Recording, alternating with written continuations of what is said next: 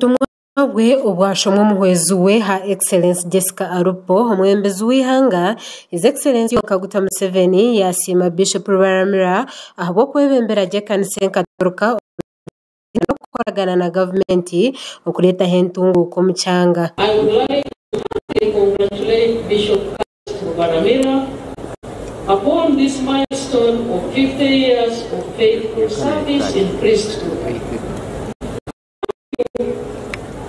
For faithfully serving God and His people for 50 years. You are indeed a good shepherd, maintaining the work of God, holding the banner of Christ for 5 decades, and serving the community of Kabale Diocese is indeed a remarkable sacrifice and a big achievement. Omwembezi w'ihanga yasimira mu Bishop hakoze ebyamagara obusinge na nebindi.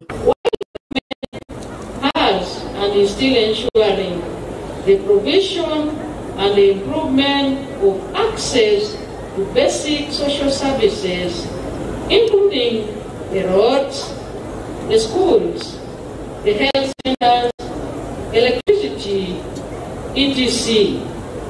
It is the duty and responsibility of all Ugandans to fight poverty in their households. Yayongera yagira ngo okulabira mu Bishop Rubaramirwa Diocese ya Kabale ahagire enteekateeka za government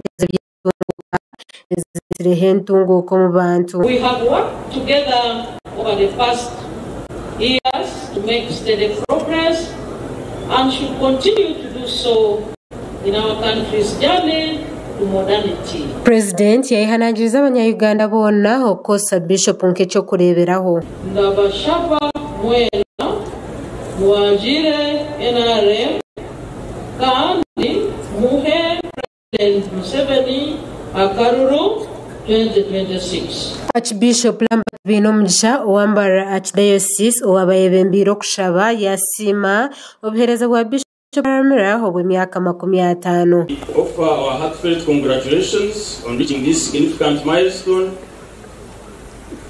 For 50 years you followed in the footsteps of the Good Shepherd, as I mentioned, leading the people of God.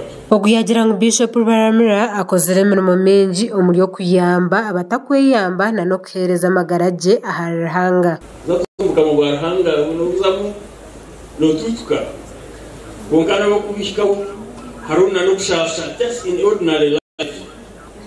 Uzakishika habukuru haruna no kushasha.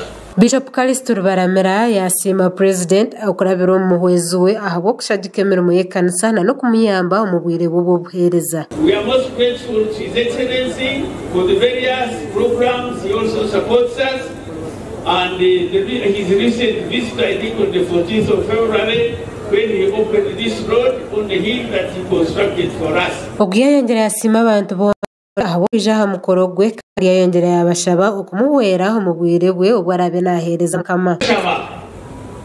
Munyongere shara Mukama yabatakwine tobasa kukirize byo gukora nabwe cyo shabirane munshabire base kukiriza ebintu kucemere kukiriza ahabwo burungi bwo kitoto cy'ubusosorodoti n'ubuhereza obwo kubahereza. Yayongera yahanangiriza abazeire okushomesa abana emico mirungi na n'eddiini. Abazeire tubashabe mwegesa abana okukora munonga obugoro tukwiyeho oli kukonji kwino obugoro tiine kyali kubasa kwekolera utiine nkesho n'emitwalize nabwe nikirema. Minister Henry Musasizi yasima omuhwezi wa President Jessica Arupo ahabo kushagika emikolo ya za Diocese kandi yasima na Bishop Kalisto Rubaramirwa ahabo obuhereza bwe obw'emyaka 50. To congratulate Bishop Kalisto Rubaramirwa upon the 50 years of priesthood, out of which 22 as the Bishop of Kabale Diocese. Congratulations, my Lord Bishop. Umukoro gugwa yetabwamo abakuru muri government abarimo abanyishengero b'imyanya itari yemwe nemwe abarume Major General Retired Jim Muhwezi, Minister Henry Musasizi, Minister David Bahati na nabandi. Bishop Rubaramira hakazarwa hebero munana hebyo kwezo kwa kabiri umwaka 1950 umucyaro cya Rubira muri district ya Kabare kada Katonsi bo Busesero doti aha 2018 hebyo kwezo kwa katano umwaka 1955 ogwa kakora heme metari yemwe nemwe umubureberezi okusyo byatorinwe ahabwa Apostolic Vicar Diocese Chancellor Treasurer na nowe byesente akatoranwa ahabwa Bishop 2018 hebyo kwezo kwa kashatu umwaka 2023 umubwire wa Papa John Paul wa kabiri. Amakuru agagasha kwa Adonia Athere na Samuel Ahumza.